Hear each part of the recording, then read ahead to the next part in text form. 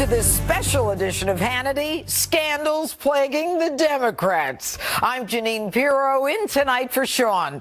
It's been a terrible week for the left. Senator Al Franken is under fire after this photo was made public by radio host Leanne Tweeden. She's accusing Senator Franken of sexual misconduct, which he's now apologizing for.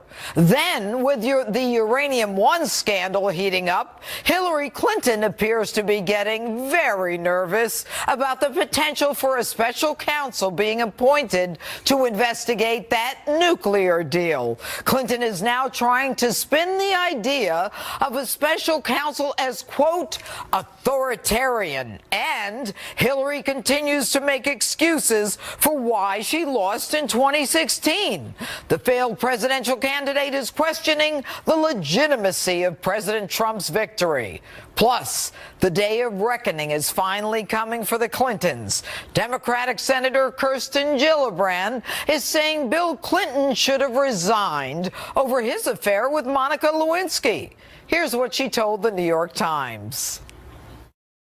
Is it your view that President Clinton should have stepped down at that time, given the allegations? Yes, I think that is the appropriate response, but I think things have changed today, and I think under those circumstances, there should be a very different reaction. This comes as many on the left and members in the media are finally starting to admit that sexual misconduct allegations against President Bill Clinton were dismissed and downplayed, and that Clinton's accusers were widely attacked and discredited. Look at a couple of these headlines. Vox, Bill Clinton should have resigned. What he did to Monica Lewinsky was wrong, and he should have paid the price. From the New York Times, what about Bill? Sexual misconduct debate revives questions about Clinton. And from The Atlantic, Bill Clinton, a reckoning. Feminists saved the 42nd president of the United States in the 1990s. They were on the wrong side of history. Is it finally time to make things right? This is a major change from what we've seen as recently as a 2016 campaign. Look at how the media attacked Clinton's accusers back then. A trio of women who say Bill Clinton made unwanted sexual advances in the 80s and 90s. Mr. Clinton denies it. Two of the cases were plagued by factual discrepancies. When it was Bill Clinton's problem, almost in the moment, Republicans tried to make it an issue, and it didn't work. So why is it going to work 20 years later with his wife? I just don't see it. And the issue of Bill Clinton's past is that fair game? And it would be if he were running for president, but he isn't. Hillary Clinton is running for president. The big issue. I would like to apologize to those tramps that have slept with my husband. Maybe she could have said that. Joining us now with a reaction, our radio talk show host Tammy Bruce, media reporter for The Hill Joe Concha, former Clinton pollster and Fox News contributor Doug Schoen, and American Conservative Union Chair Matt Schlapp. All right, I'm going to start with you, Joe, from The Hill. Why the difference? What happened between when Bill Clinton was accused and everyone saying, gee, this is a private matter, let's just let bygones be bygones and these women can't be believed, and today? Judge, there's an old saying where if you abandon your principles for convenience, they're not your principles. They're your costume. In other words, principles are only principles when they're exercised at times of inconvenience. So now when members of the left-leaning media or politicians like Senator Gillibrand speak out about this, it rings hollow, because the time to speak out was either in the 1990s when President Clinton was in office, or during the 2016 campaign when his wife was running and she ran a narrative back in the 90s and even last year dismissing his accusers. You had to do it then. To do it now, it means nothing, because the Clintons don't mean anything to them anymore. They don't have any more use for them anymore. Okay, so Doug, if what Joe was saying is correct, and I think this all started with Donna Brazile. I mean, the Clintons kind of going out of power. I mean, Senator Gillibrand, I mean, does she look ridiculous? I mean, on the one hand, she says, Hillary Clinton is this great woman who's a supporter of women, and within 10 months months, she's saying, you know, Bill Clinton really is, you know, he shouldn't have. I think there is a special place in hell for Kirsten Gillibrand. Wow. She was elected with the help of both Clintons.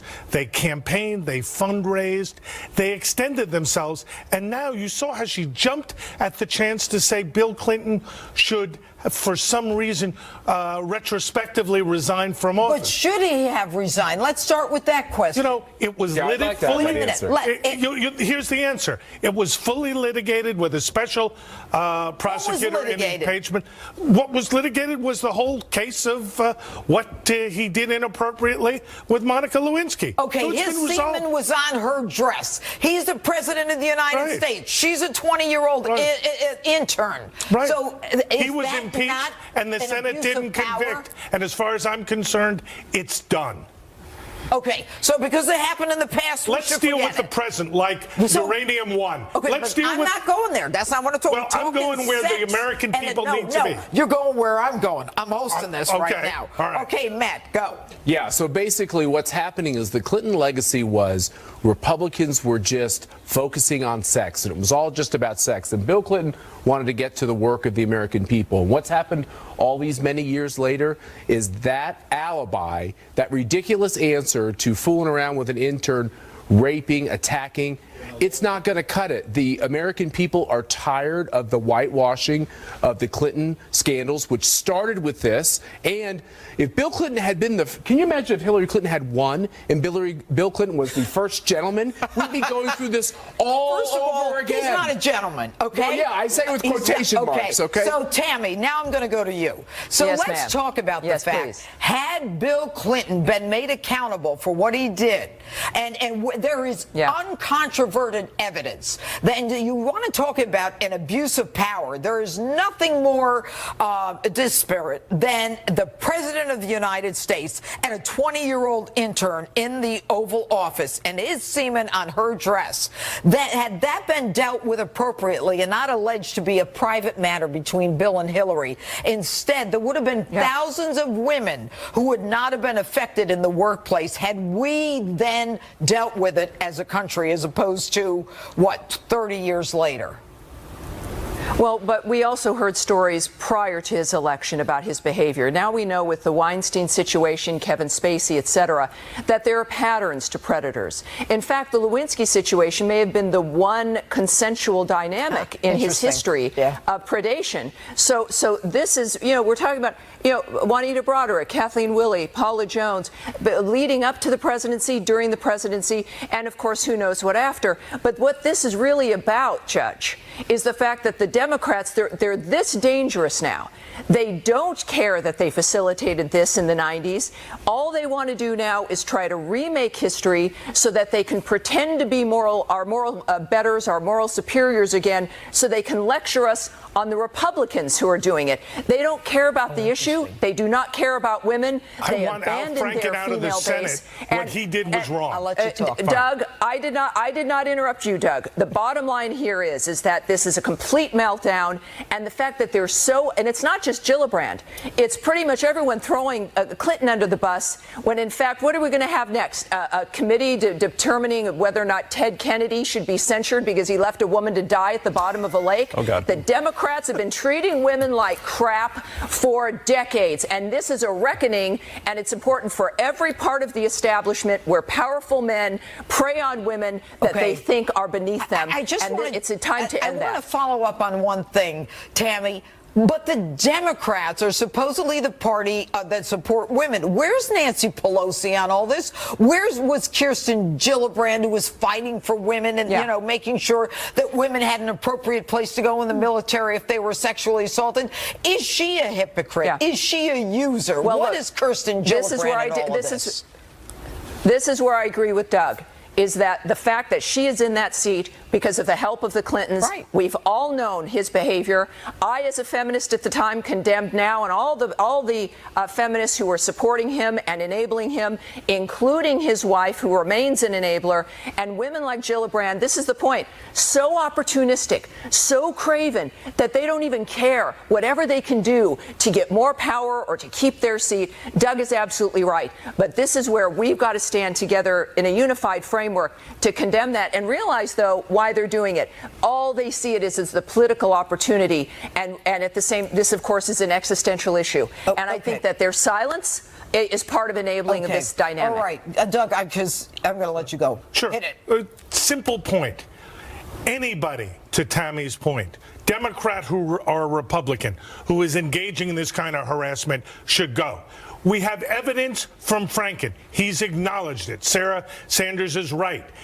Touching the woman's breasts when she was asleep is abhorrent. The apology isn't enough. What should happen? He should go. Period. What does that mean? He Who should gets leave. him to go? I think he should resign. He should resign. Tammy's exactly right. How do we get him to resign? You know, invite him to. Well, go ahead. I know the media will not help in that regard. Yesterday, during Sarah Huckabee Sanders' press briefing, this is right after Al Franken news broke, #1 topic on Twitter. Everybody's talking about it. Let me break down for you the transcript of the press briefing. 15 questions on Roy Moore. How many questions on Al Franken? 1. How many on Robert Menendez? 1. What do those politicians have in common? They're both sitting senators, and they got 2 questions combined, while Roy Moore got 15 from the White House press corps. That's not just bias. Crazy. But let me jump on this Bob Menendez situation, which is, yes, he had a mistrial, but that trial wasn't even looking at many of these sexual allegations, which an ethics committee investigation will look at with Bob Menendez, these tawdry accounts of what happened when he went on these trips. Well, that's bribery, corruption. I want No. But there's also sexual harassment allegations. It's underage prostitutes. Right. These are issues that, look, everything with a president or senators, we can all talk about the law, and the laws is important. But in the end, it's also politics. And there's something going on in this country where the American people think the country's on the wrong track. They think there's too many crooks in Washington, D.C. They're tired of Congress, and they're tired of the runaround, and they're not seeing their lives improve. And they're not going to take this crap from their elected officials any longer. I've seen a big change. So when the Democrats are saying, Gillibrand right now, saying, I want, the Clintons gone, this isn't just about Donna Brazile and the rest of them saying, let's get rid of the Clintons. This is about them saying, everybody's saying, let's clean this all up. But what I don't understand... Because they've been covered. The media has covered for too many Democrats for too long. Republicans don't get covered. That's the one difference. Democrats get covered by their left-wing friends in the media, and I think on these topics, that's over. But you know what? When Gillibrand then says, I'm going to ask you this, Tammy, when Gillibrand then says, she tried to clarify by saying, by today's standards, this is terrible, not by yesterday's standard, as if a rape 30 years ago wasn't as bad as it is today, when an imbalance in power wasn't as bad as it is today. That's just stupid. I don't know. It's an excuse. Well, what planet she's been living on, because there were a lot of people who were outraged with what was going on with Bill Clinton. This is, for her, it's a situational ethics, right? For her, it's in the moment with what appeals to her. She's a liberal in this day and age. If you're a liberal and a Democrat in this day and age, something is wrong with you. The bottom line is, I'm a liberal and a Democrat. I think I'm okay. And you think she should be gone? Kirsten Gillibrand. I think politically what she said was abhorrent. I don't think she should resign, but I hope her constituents... Of course she's a hypocrite. I said that. Special place in hell. I think we investigate people with regard, without regard to party. We get rid of anybody who's an abuser, period. She's being honest. And the fact is, more Democrats are going to do what Gillibrand did. Is she honest? Because she's doing it. Hold on. She's doing it for political reasons. I buy that. And that in her party, they're having a big divorce with Clinton Incorporated, which I think is is lovely. No, but what's going to happen? What they're doing is paving the way for the next Democrat, and she's looking to make sure that she's in power with the next one. She's a Judge, user. you're exactly right. She is a user. But I like the Democrats turning on Clintons and saying that the ideologies of the 1990s weren't Republicans would turn on Clinton and use the Justice Department the way it's supposed to be used. I was trying to say that.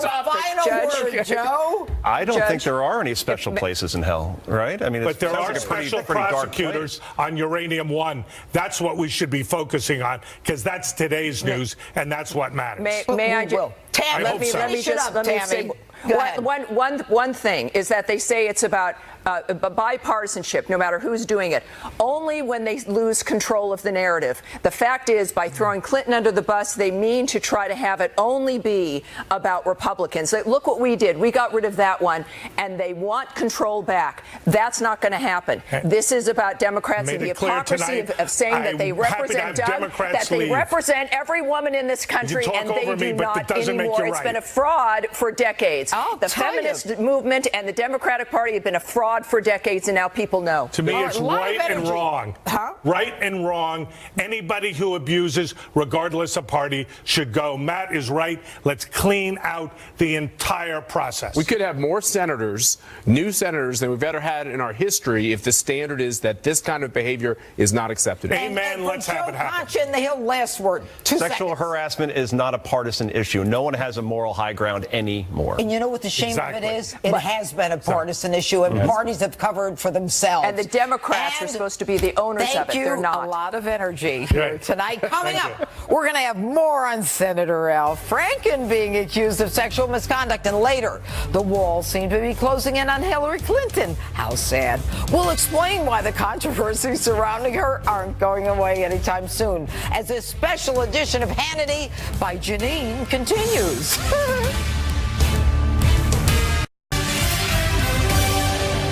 Welcome back to this special edition of Hannity. Earlier today, Leanne Tweeden, the radio host who accused Senator Al Franken of sexually harassing her back in 2006, appeared on The View, where she described how the Democratic senator forcibly kissed her while they were on the same USO tour. Take a look at this. He just sort of comes at me and he puts his hand behind my head and he comes in, and it happens so fast. You know, he just comes in and he mashes his mouth against my mouth and sticks his tongue in my mouth. And I was so shocked because, of course, I was not expecting that at all, right? I'm thinking that was the last thing I was expecting. And I pushed him away from me, and I'm like, if you ever do that to me again, you know, what are you doing? Tweeden also shared a note she received from Senator Franken apologizing for that incident, as well as for taking this photo, which shows Franken groping Leanne as she slept during that same USO tour. Take a look at this. It's on letterhead from Al. It says, "Dear Leanne, I want to apologize to you personally. I don't know what was in my head when I took that picture, but that doesn't matter. There's no excuse, and I understand why you could feel violated by that photo. I remember that rehearsal differently, but what's important is that the impact it had on you, and you felt violated by my actions, and for that I apologize. I have tremendous respect for your work for the USO, and I am ashamed that my actions ruined that experience for you. I am so sorry. Sincerely, Al Franken." After this disturbing story surfaced yesterday, senators on both sides of the aisle called for an ethics investigation into Senator Franken. Joining us now with a reaction is Fox News correspondent at large, Geraldo Rivera, and Fox News contributor and CRTV.com host, Deneen Borelli. All right, guys, I'll start with you, Deneen. What should happen to Al Franken? Well, listen, he got caught red-handed. Thank goodness for photographic evidence, right? I think he should step down.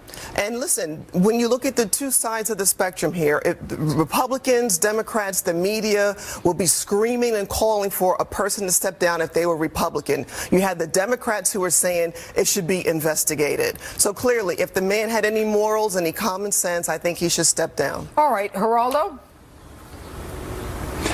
I just don't buy that. I think that what infuses this entire epidemic of sex harassment claims is a deep sense of political partisanship. The Republicans are appalled when the Democrats do it. The Democrats are appalled when the Republicans do it. I think that there is really no moral high ground.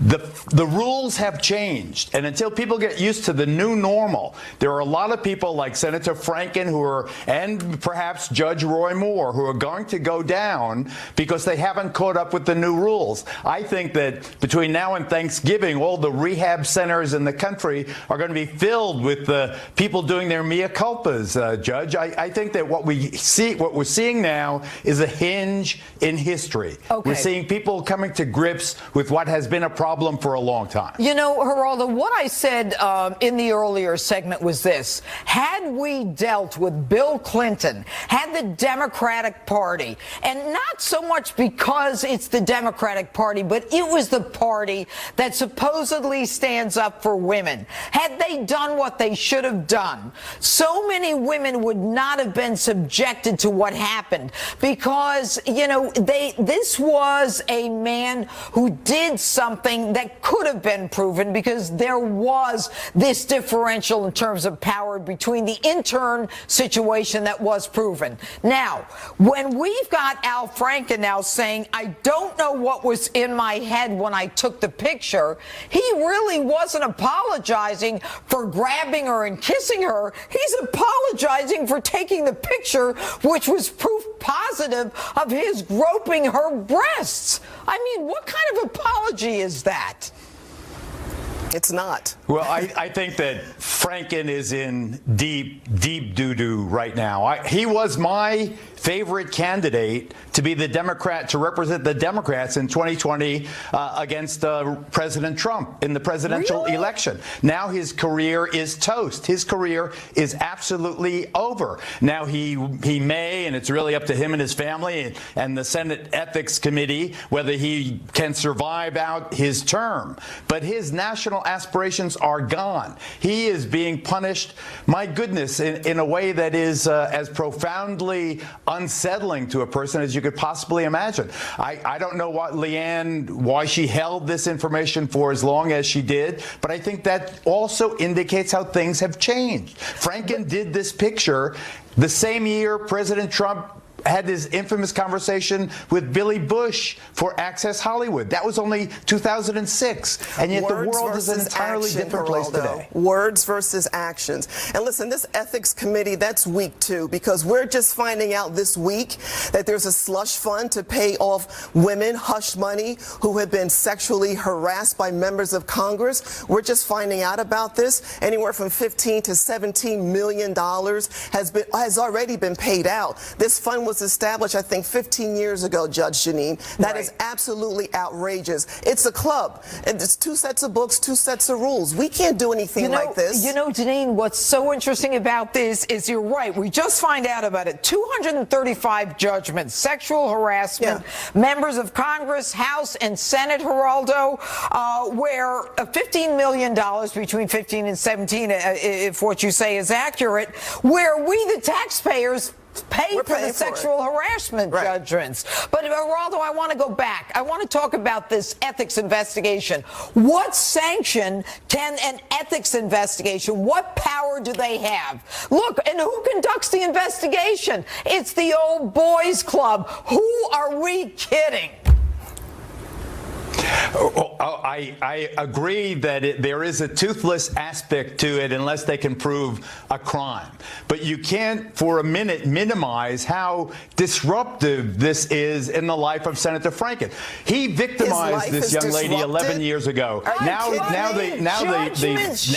got to pay. Covering up for each other, Geraldo, and I don't mean to interrupt you. But it's not disruptive. What kind of comment is that?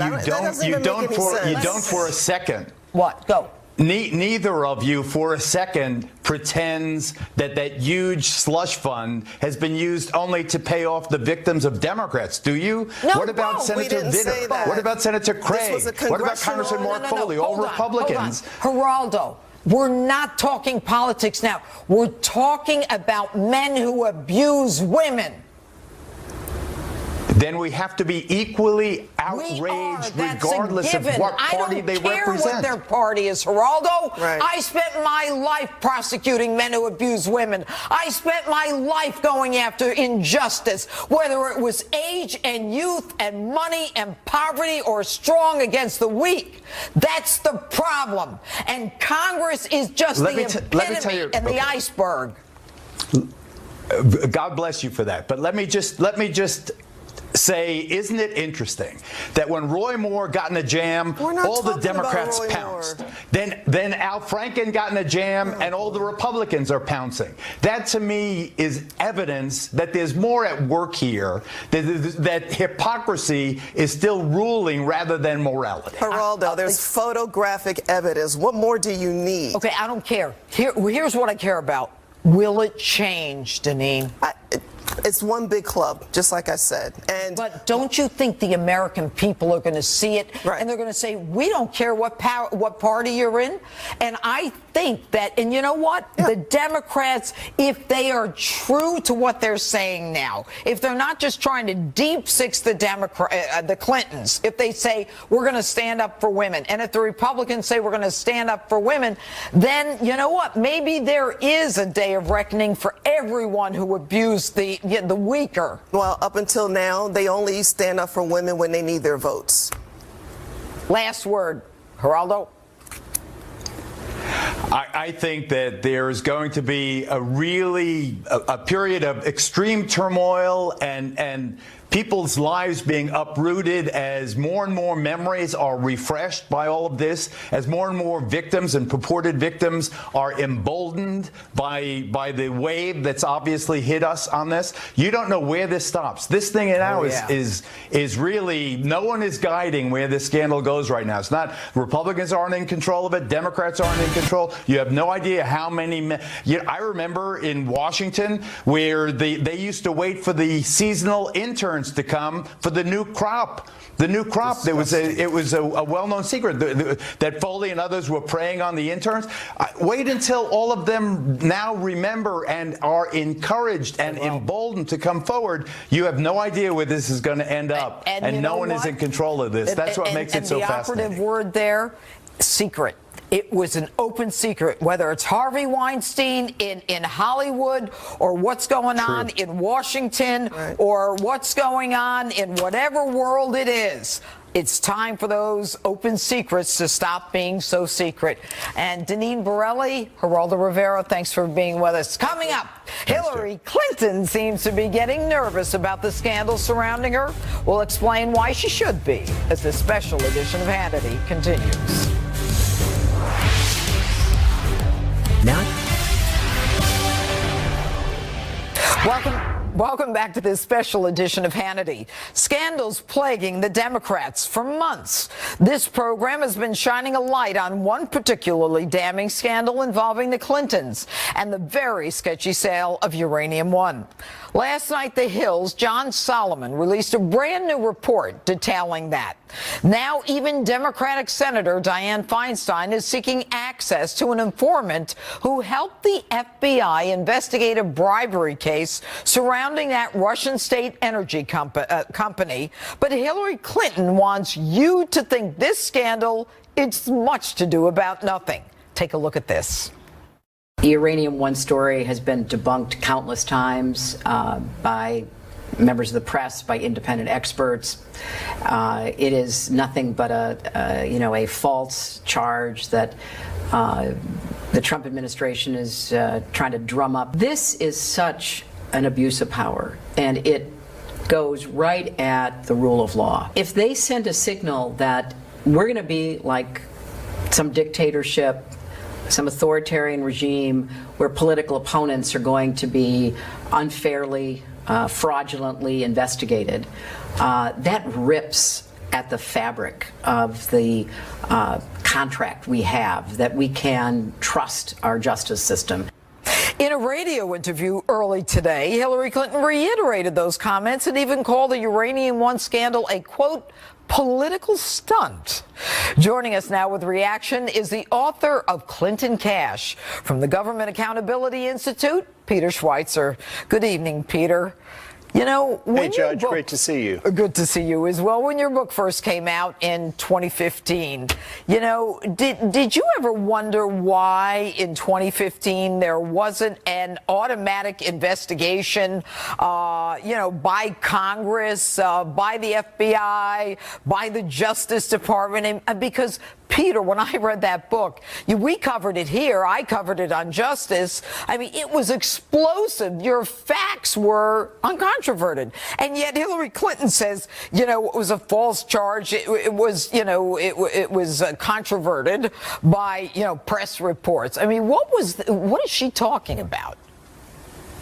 Yeah, it's certainly not the way that I recall it. Look, you know, the book came out in April of 2015. The Uranium One story we shared before the book came public with the investigative unit at the New York Times. They ran a 4,000-word front page piece confirming the findings, the hidden donations, the CFIUS approval, the Clintons' connections to this drama. And really, after the book came out, Judge, the FBI did launch an investigation. And they felt there was enough compelling evidence. This has been widely reported in the Wall Street Journal and other places. They felt there was enough evidence to get the Department of Justice to grant them subpoena powers. And they were turned down by the Obama Justice Department. So, you know, her argument that this has been debunked, it hasn't been debunked. All the debunkers do, Judge, is they change the timeline or they exclude facts. And they say the fact pattern doesn't work because they've excluded certain facts. And what I've said from the beginning, you and I have talked about it, you're a seasoned prosecutor, is, look, you just need to investigate and find out what happened, and then you can figure out what crimes, if any, have been committed. And that's all we're calling for. You know, Peter, I have to commend you because but for you, we wouldn't know about this. And, you know, on my show, Justice, one of the things that I did was I talked about the fact that uranium is an essential ingredient for Moly 99, which the law in this country requires that, you know, we make in this country, that we are now shipping uranium out to other countries and then paying for it. It's an essential ingredient for nuclear medicine, for medical isotopes. It now makes sense to me that, you know, the Russians were in such a rush to buy it. But what do you think is going to happen if this witness who was gagged, and now Dianne Feinstein wants to hear from this FBI informant and is now ungagged? What do you think we're going to hear from him? Well, I have to say up front, I have not met him. I don't know him. But what I understand by looking at legal documents involving his case, this guy was an insider's insider. Right. He was being paid by the Russian company $50,000 a month to serve as a lobbyist. And in the legal filings, what you find is his job was to basically carry the flag for this entity in Washington, D.C. And that job included setting up meetings with high-ranking administration officials. This would have been the Obama administration, people on Capitol Hill, and other elite influence makers. So he was working at a very, very high level. And what has leaked out seems to indicate he's got a lot of information that relates specifically to Uranium One. So it's going to be very exciting. And I think it's important to point out, Judge, also, remember, we already have a foreign government official saying that involving Uranium One, that he and his fellow government employees were extorted by the Clintons, then Senator Hillary Clinton. This comes from the Kazakh head of their atomic agency, saying that Senator Clinton refused to meet with Kazakh officials unless and until they granted uranium concessions to Frank Giustra, who ended up giving, more than $100 million to the Clinton Foundation. So we've got that testimony. We've got this new witness coming out. It's going to get very interesting here in the weeks ahead. Peter, were you ever afraid for your life as you were investigating this, as you were writing the book? Well, I'll just say this, Judge, in general terms, we do take and have taken security precautions.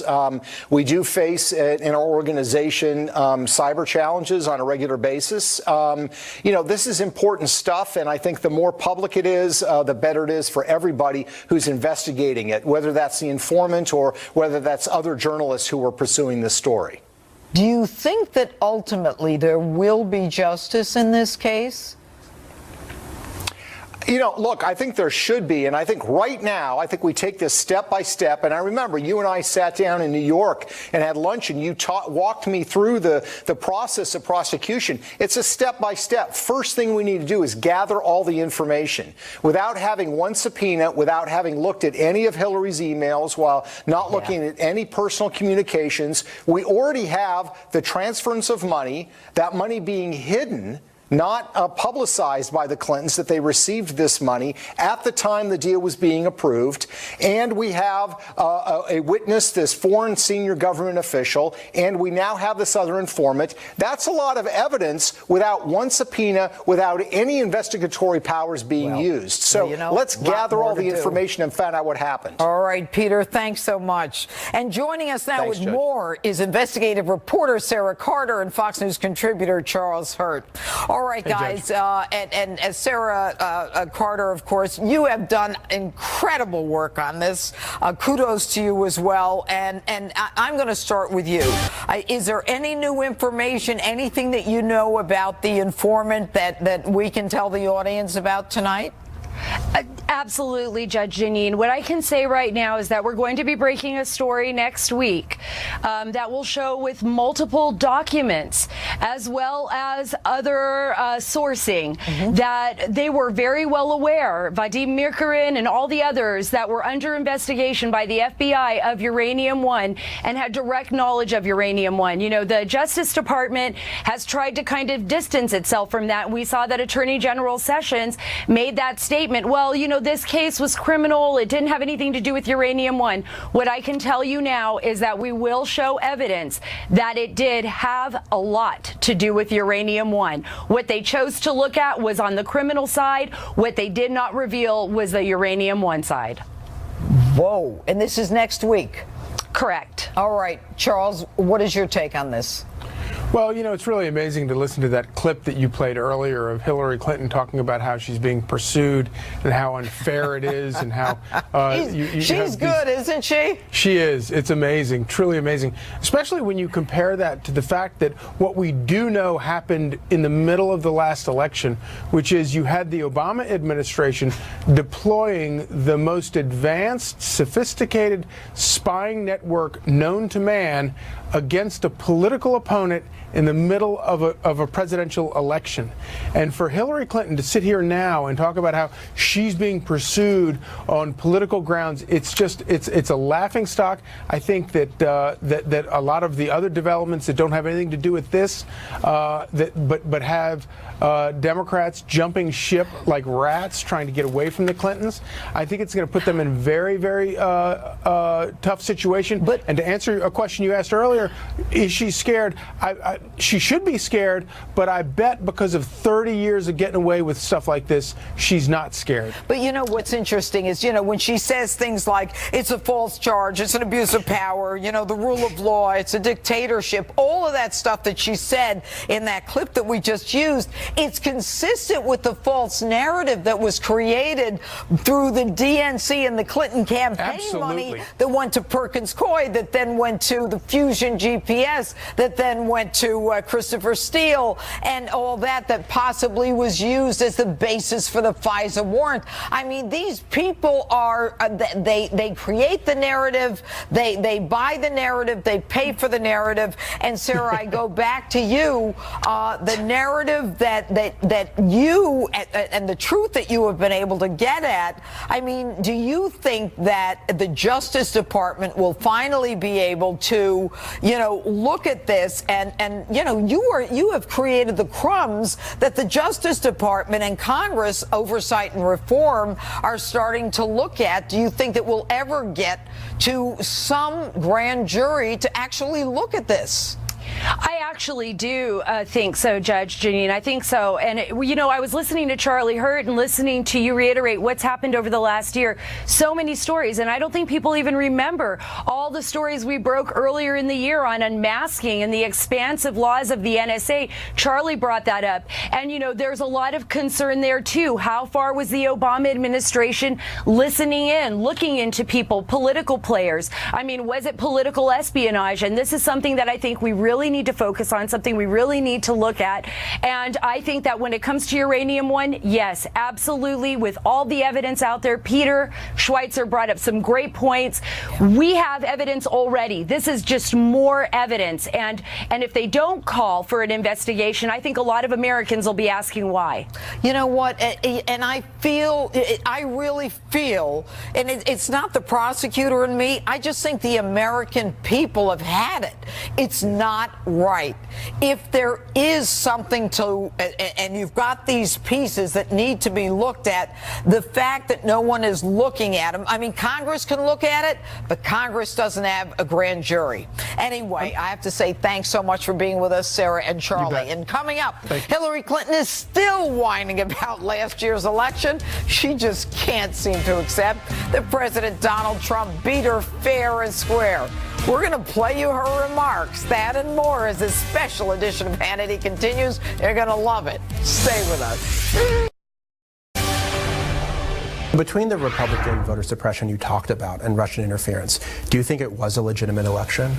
I think that there are lots of questions about its legitimacy, and we don't have a method for contesting that in our system. That's why I've long advocated for an independent commission to get to the bottom of what happened.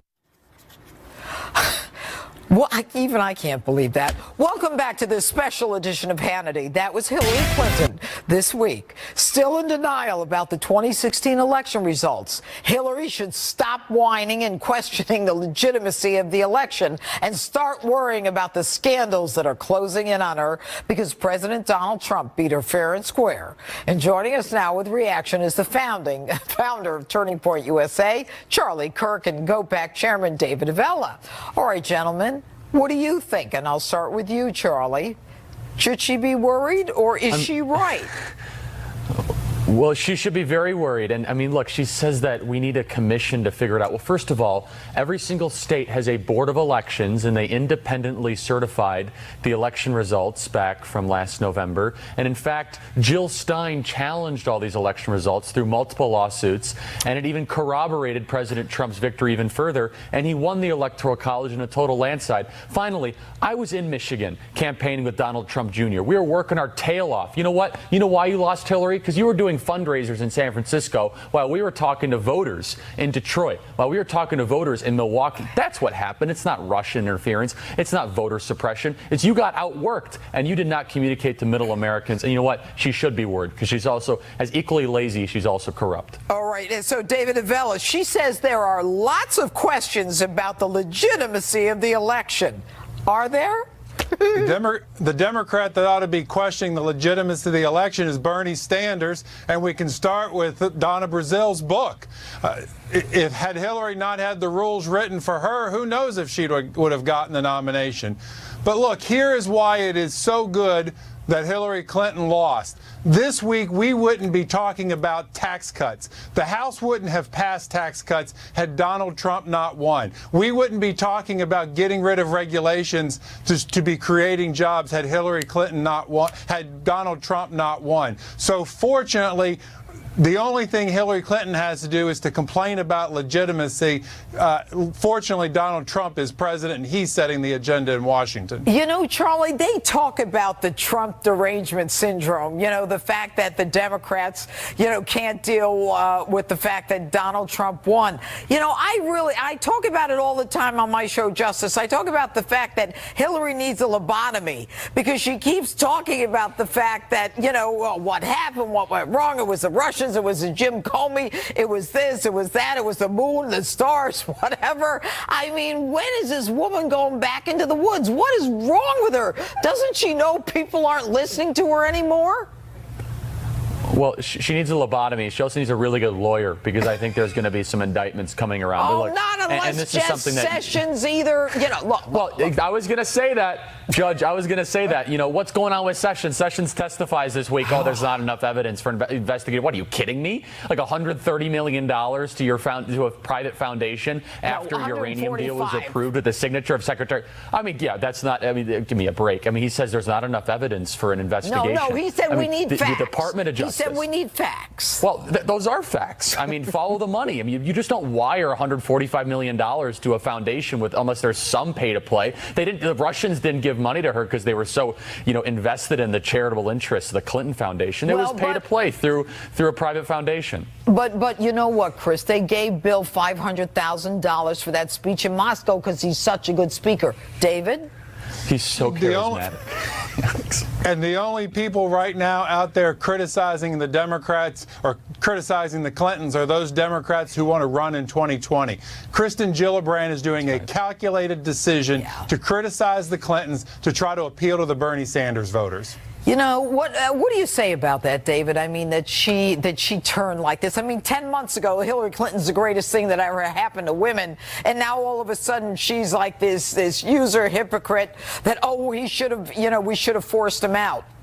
Well, it's as I just said, she is making a calculated decision about 2020 as to how does she separate herself from the pack of all the Democrats who are running, and how can she appeal to the Bernie Sanders voters, so now she's going to be anti-Hillary Clinton. But you know what? That's not enough. There has to be a consequence. It's calculated, yes. But if you're a hypocrite and you're a user, shouldn't there be a consequence, Charlie? If you're that simple, if you go with the wind, should you represent us? No, you shouldn't. And I mean, this is the modern Democratic Party. They're out sanctimoniously talking about sexual harassment for 2 weeks, saying that any senator who ever involves themselves in any of this behavior must resign immediately. Then Al Franken comes out with picture evidence, and they say, we must have an ethics investigation and we must have a conversation about this. Even one person said, I hope he seeks therapy. Oh, really? Well, if a Republican did that, you'd be calling for his resignation yesterday. So no, they shouldn't represent us. It's complete hypocrisy. It's not a double standard, it's a triple standard. All right. And as you know, the only reason it's Democrats, and they're protected by all the elites. Okay, I have 15 seconds, David. What should happen to Al Franken?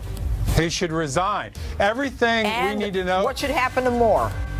Everything we should need to know about the Democratic Party is we talk about Joe Biden, we talk about Hillary Clinton, we talk about all of the past leaders of the Democratic Party. There is no future of the Democratic Party. That's it. Coming up, more of this special edition of Hannity right after the break. Stay with us. Welcome back to this special edition of Hannity. Unfortunately, that's all the time we have this evening, but be sure to watch Justice tomorrow night at 9 p.m. Eastern. We'll have an exclusive interview with Congressman Jim Jordan and Ron DeSantis. I traveled down to Washington, D.C. to ask them about the developing Clinton scandals and so much more. Plus, we'll have a new installment of Street Justice on who the sexiest man alive is. Again, that's tomorrow night at 9 p.m. Eastern. Hope you join me tomorrow night, so have a great night. It's Friday night, in case you didn't know.